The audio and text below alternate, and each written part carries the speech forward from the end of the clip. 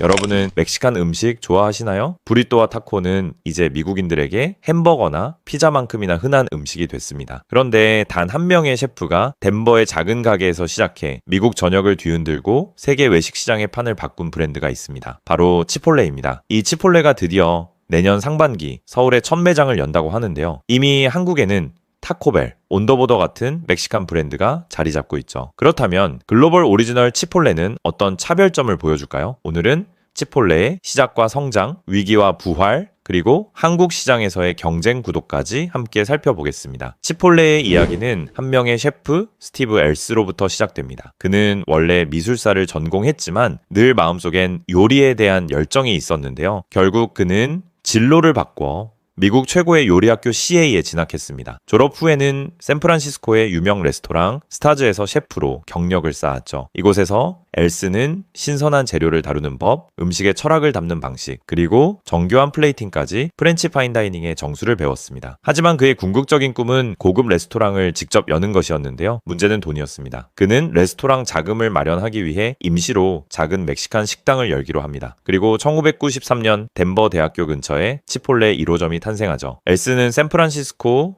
미션 디스트릭트의 작은 타케리아에서 큰 영감을 받았습니다. 그는 이렇게 다짐했습니다. 패스트푸드처럼 빠르지만 파인다이닝처럼 신선하고 정직하게, 이 철학이 치폴레의 출발점이 되었습니다. 처음에는 이렇게 계산했습니다. 하루에 부리또 107개만 팔면 된다. 하지만 결과는 예상보다 훨씬 더 폭발적이었습니다. 오픈 한 달 만에 하루 판매량이 무려 1000개를 넘은 건데요. 그 작은 가게는 단순한 식당이 아니라 미국인들에게 새로운 패스트푸드 모델을 처음 선보인 상징적인 공간이 되었습니다. 하지만 이 가게가 전국적인 브랜드로 성장하기 위해서는 막대한 자금과 유통망이 필요했는데요. 바로 이때 예상치 못한 거대 파트너가 나타납니다. 1998년 세계 최대 패스트푸드 기업 맥도날드가 치폴레에 투자하기로 한 것이죠. 당시 치폴레는 겨우 16개의 매장을 운영하고 있었지만 맥도날드의 자본이 들어온 뒤 단숨에 500개 이상의 매장으로 급성장합니다. 이제 치폴레는 더 이상 지역 식당이 아니라 전국적인 외식 브랜드로 발돋움하게 된 것입니다. 그러나 두 기업의 철학은 근본적으로 달랐는데요. 맥도날드는 드라이브스루 확대, 가맹점 중심의 공격적 확장을 원했죠. 반면 엘스는 끝까지 직영 운영과 품질 유지를 고집했고요. 갈등은 점점 깊어졌고 결국 2006년 두 회사는 결별합니다.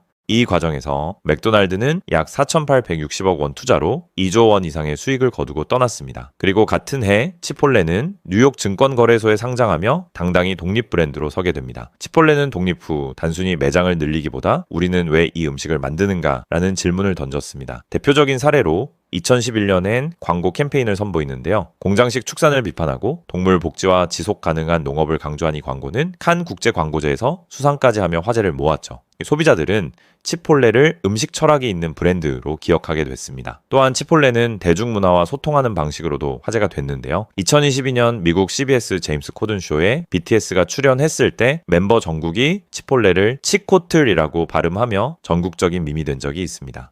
치폴레는 즉시 트위터 계정을 치코틀로 바꾸고 아미 7,000명에게 무료 식사를 제공하며 팬덤과 소통했죠. 이듬해에는 NFL 스타 트래비스 켈시의 과거 오타 트윗 치폴테가 다시 화제가 되자 캔자스시티 매장 간판을 실제로 치폴테로 바꿔버렸습니다. 이처럼 철학과 유머 그리고 대중문화와의 교감이 어우러지면서 치폴레는 단순한 패스트푸드 체인을 넘어 미국인들이 가장 사랑하는 멕시칸 레스토랑으로 자리 잡았죠. 그러나 이런 치폴레에도 큰 위기는 있었는데요. 2015년부터 2018년까지 미국 전역에서 연이어 발생한 식품 안전 사고는 브랜드 신뢰를 뿌리째 흔들어 놓았습니다. 대장균, 노로바이러스, 살모넬라 등 집단 감염 사태로 1,100명 이상이 피해를 입었죠. 결과적으로 치폴레는 미국 법무부에 약 337억 원의 벌금을 내고 전 매장의 식품 안전 시스템을 전면적으로 강화해야 했습니다. 문제는 단순한 사고가 아니라 신뢰의 붕괴였는데요. 매장에서 신선한 재료를 매장에서 직접 조리한다는 강점이 반대로 위생관리 사각지대로 작용하며 치명적인 약점으로 드러난 것이죠. 이 시기를 거치며 치폴레는 한순간에 혁신적 브랜드에서 위험한 브랜드로 낙인 찍혔습니다. 게다가 불법 고용 논란, 노조 결성으로 인한 갈등, 부리또, 양 축소 논란, 광고 소송까지 이어지며 위기는 확대되었습니다. 결국 창업자 스티브 엘스마저 CEO 자리에서 물러나게 됩니다. 한때 혁신의 아이콘으로 불리던 치폴레가 이제 끝난 것 아니냐는 의심을 받은 순간이었습니다. 그러나 이 브랜드는 의외의 선택으로 다시 한번 반전을 시도하는데요. 2018년 치폴레는 새로운 CEO를 영입합니다. 그 주인공은 바로 브라이언 니콜, 이전에 타코벨을 이끌었던 인물이었죠. 패스트푸드 업계에서 마케팅과 대중 공략에 강점을 보여온 그는 치폴레를 다시 활력 있는 브랜드로 만들겠다는 비전을 내세웠습니다. 니콜은 식품 안전을 최우선으로 삼고 매장 위생 점검과 직원 교육을 강화했는데요. 소비자에게 다시는 같은 실수를 반복하지 않겠다 는 메시지를 행동으로 보여주려 했죠. 동시에 디지털 전환을 가속화했습니다. 모바일 주문 앱 배달 서비스 드라이브스루, 전용 차선 치폴레인을 도입했고요. 메뉴도 꾸준히 혁신했는데요. 비건 단백질 옵션, 소프리타스, 고단백 등을 반영한 라이프스타일 볼, 그리고 칼레 아사다, 허니 치킨 같은 한정판 메뉴로 항상 새로운 선택지가 있다는 인식을 만들었죠. 마케팅 전략도 눈에 띄는데요. NBA 결승 중계 중 무료 브리또 쿠폰 이벤트, 유명인에게 제공하는 셀럽 카드, 그리고 로블록스 같은 메타버스 공간에서의 가상 매장까지 치폴레는 단순히 음식을 파는 브랜드를 넘어 놀이와 경험을 제공하는 브랜드로 확장했습니다. 이러한 전략들은 곧 효과를 드러났습니다. 팬데믹 시기 치폴레의 디지털 주문 매출이 큰 폭으로 증가하면서 외식업계 전체가 흔들리던 가운데서도 매출 감소를 일부 상쇄할 수 있었고요. 2021년 1분기엔 디지털 매출이 전년 대비 약 134% 성장하여 전체 매출의 절반을 넘기기도 했습니다. 시간이 지나면서 투자자와 소비자 모두 치폴레가 식품 안전, 서비스, 편의성 면에서 개선하고 있다는 인식을 갖기 시작했죠. 무너질 뻔했던 브랜드가 과감한 리더십과 혁신적 마케팅, 그리고 놀이 같은 경험을 제공하는 전략으로 다시 일어선 것입니다. 치폴레가 회복의 길을 걷는 동안 미국 멕시칸 푸드 시장에도 강력한 경쟁자들이 있었습니다. 먼저 타코벨인데요. 1962년 캘리포니아에서 출발해 저렴한 가격과 빠른 서비스로 오랫동안 대중적인 멕시칸 패스트푸드의 대명사로 자리 잡았습니다. 현재는 미국 얌브랜즈 소속으로 전 세계 약 8,700개 매장을 운영하며 지난해 매출만 해도 약 4조 6천억 원에 달하는 글로벌 거인으로 성장했죠. 타코벨의 가장 큰 무기는 파격적인 메뉴와 공격적인 마케팅입니다. 대표적으로 스낵 브랜드와 협업해 탄생한 도리토스 타코는 출시 직후 폭발적인 인기를 끌며 화제를 모았고요. 이처럼 실험적인 메뉴와 젊은 층을 겨냥한 마케팅 덕분에 지금도 미국 시장에서 강력한 존재감을 유지하고 있습니다. 다음은 큐도바입니다. 치폴레처럼 맞춤형 주문 방식을 앞쓴 패스트 캐주얼 체인으로 최근 공격적인 마케팅과 캠퍼스 공항 같은 특수 입지 전략으로 치폴레를 빠르게 추격하고 있죠. 이처럼 미국 멕시칸 시장은 치폴레만의 무대가 아니라 끊임없는 경쟁과 혁신이 이어지고 있는 전쟁터입니다. 그렇다면 한국에서는 어떨까요? 치폴레가 본격적으로 진출하기 전 이미 자리를 잡고 있는 국내 대표 멕시칸 브랜드들을 먼저 살펴보겠습니다. 타코벨은 한국에 1991년 처음 진출했지만 여러 차례 철수와 재진출을 반복했습니다.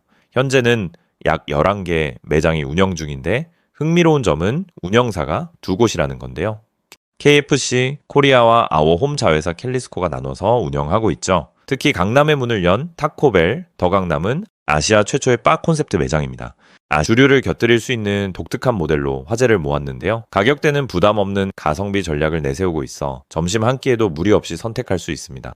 덕분에 대중적으로는 쉽게 다가가지만 미국에서 먹던 바로 그 타코벨을 기대하는 사람들에게는 아쉬움이 남습니다. 그래서 맥도날드나 스타벅스처럼 강력한 충성 고객층을 만들기는 쉽지 않은 편입니다. 그럼에도 불구하고 저렴한 가격, 빠른 서비스, 그리고 2030 세대를 겨냥한 바 콘셉트 전략 덕분에 타코벨은 한국 시장에서 나름의 입지를 유지하고 있습니다. 온더보더는 1982년 미국 텍사스 달라스에서 탄생해 2007년 한국에 인터내셔널 1호점을 열었습니다. 현재 JRW가 운영하며 전국 주요 상권에 13개 매장을 두고 있는데요. 온더보더는 레스토랑 경험 자체를 강점으로 내세웁니다. 입장과 동시에 제공되는 무한 리필 나초, 테이블사이드 쾌소쇼와 과카몰리 퍼포먼스, 그리고 넓고 트렌디한 매장 분위기 덕분에 가족 모임과 단체 회식 장소로 꾸준히 선택받고 있습니다. 이 브랜드는 합리적 한 끼라기보다는 프리미엄 텍스맥스 다이닝에 가깝죠. 흥미로운 점은 미국 본사가 2025년 3월 파산 보호를 신청했다는 사실입니다. 그러나 한국은 상황이 다른데요. JRW는 미국 본사로부터 한국과 아시아 6개국에 대한 마스터 프랜차이즈 라이선스를 확보했고 오히려 사업 확장을 준비하고 있고요. 현재 백화점과 대형몰을 중심으로 직영점을 운영하는데 이어 국내 가맹 사업과 해외 진출까지 확대하며 다양한 고객 접점을 넓혀가고 있습니다. 결국 한국에서 치폴레가 안착하려면 가격 현지화, 차별성이라는 세 가지 과제를 풀어야 하는데요. 브리또 한 개 가격은 14,000원에서 2만 원 정도로 예상되는데 한국 점심시장에서는 애매한 수준이죠. 점심 한 끼 시장을 공략할지 아니면은 프리미엄 전략을 택할지가 관건입니다. 현지화 역시 중요한데요. 한국 소비자들이 선호하는 매운맛 소스, 불고기 김치 토핑 같은 한식 요소, 그리고 배달 포장 최적화 같은 요소들이 필수적이죠. 치폴레가 이런 현지화에 얼마나 유연하게 대응할지가 성공의 키입니다.